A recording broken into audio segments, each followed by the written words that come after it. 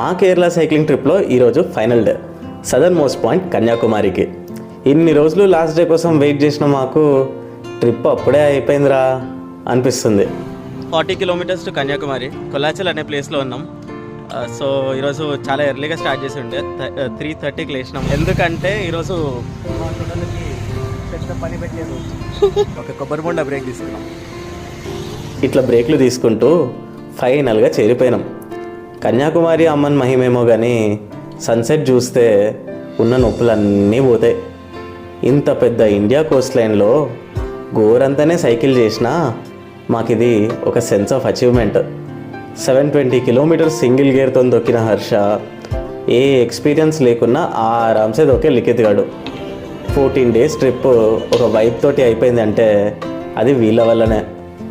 ఒక్కనే Coast line start చేసిన నాకు ఫైనల్గా ఒక సైక్లింగ్ టీం దొరికింది.